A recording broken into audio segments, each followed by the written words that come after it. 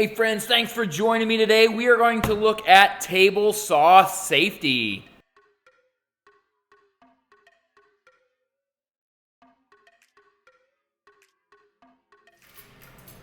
Alright friends, so when we look at the table saw, when we use the table saw, we have to keep a few things right up here in our mind in front of everything else. Number one is don't get distracted. We have to concentrate on what is going on here, not what is going on over there.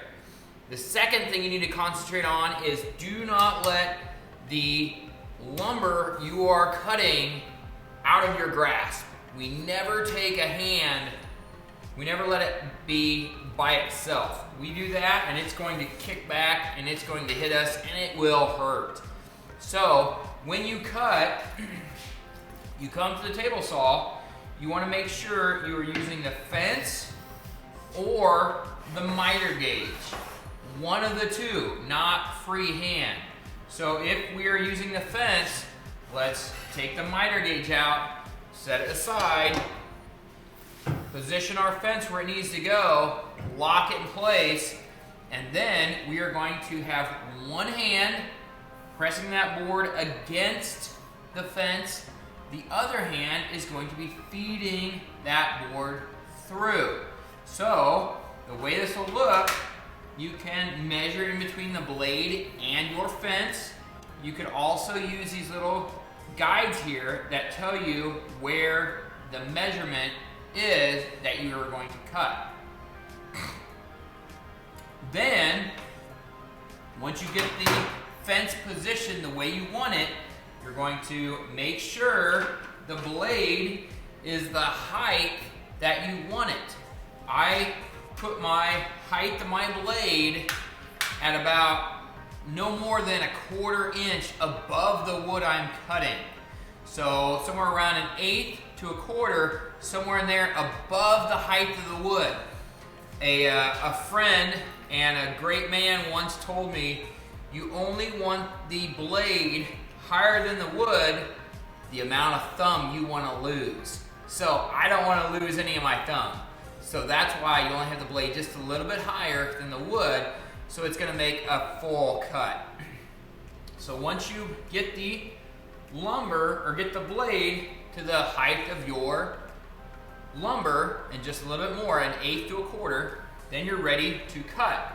You want to make sure the guards are all in place and functioning properly. If you push the wood in here and the guard doesn't come up and you have to push really hard, that's not a good idea. You want to make sure that the guard lifts up nice and easy as you're pushing through. You also like to have these little guys back here. They're an anti-kickback device. So that way when the wood gets through there, it's not going to kick back. It's going to stop from kicking back. So you want to make sure those are in place too. So once you do that, you're ready to cut. You're going to take your piece of lumber and you're going to start pushing it through. So we have some examples of lumber here. We are going to possibly rip. So when you put something through the table saw and you are using the fence, you want to make sure it's at least 12 inches long. If it's not 12 inches long, it's going to be way too dangerous for you to cut on the table saw. You can cut something with the miter gauge that's not 12 inches long, but you can't with the fence. That's our rule here, 12 inches long or longer, and you can rip it. So when you do that, this is too short, this is long enough, this is absolutely long enough. So when you do this, you need to make sure that you have a push stick. Now this saw came with its own push stick. This plastic one right here, we also have ones that we've made, and you can use either one. What I recommend is you keep your push stick either right here on top of the fence or right on the other side where it's easy to grab. The reason for that is when you start a rip, I'm gonna put this on the other side here so you can see a little bit better. when you start the rip and it's hanging off here, you're not going to use a push stick here and make it tip like that. You only use a push stick when the edge of the board is on the fence.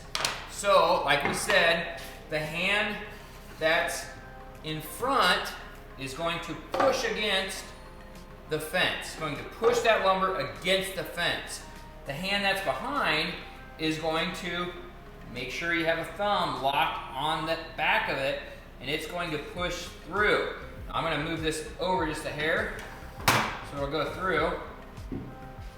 So I'm going to keep pushing, and this back hand keeps going all the way through. This hand, the hand that's holding against the fence, it stops. It does not go in under the guard.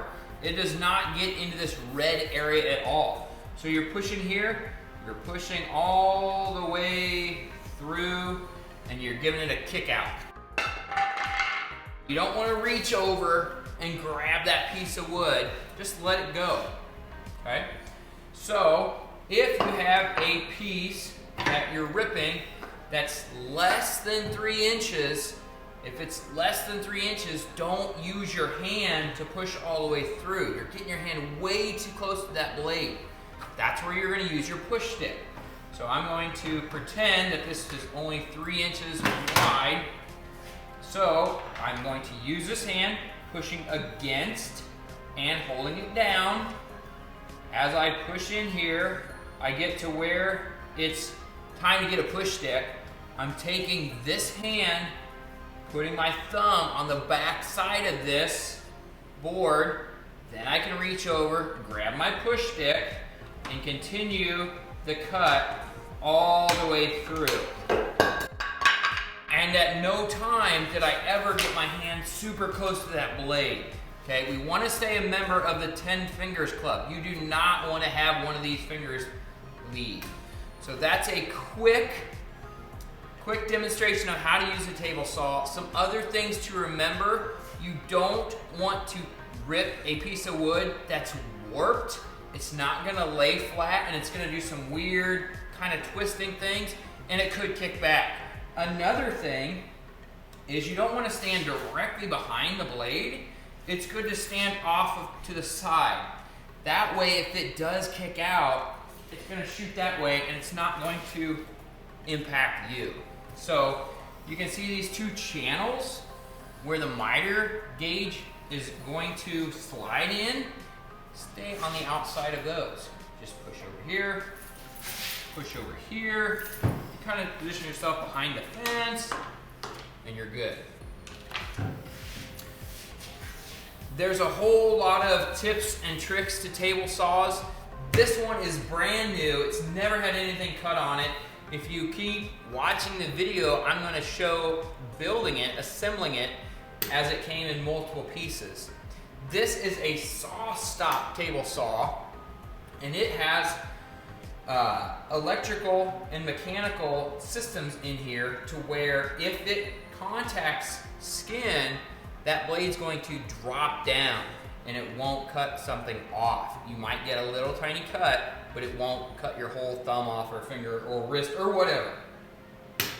We don't want to test it because when you do that, it ruins the blade and it ruins the mechanism. So it costs money to put it back in. So it's not something we want to test and be flippant about, but it's an awesome safety feature in case something like that were to happen. So you can search SAWSTOP on whatever video platform you're watching this on. I'm sure there's all kinds of videos about it. This is our SAWSTOP. We just got it, just put it together. I'm really excited about using it. It's a really nice saw. So those are some quick things about the table saw. So the biggest thing to remember about this, folks, is safety. Make sure you're planning out the route the board is going to travel. Make sure you're wearing your eye protection. I always like ear protection too. And make sure that you do not give the saw any chance to hurt you. Hey, thanks so much for watching. Thanks for the view. Make sure to work hard because hard work is its own reward, and work safely, folks. Make sure to work safely. Thanks for watching.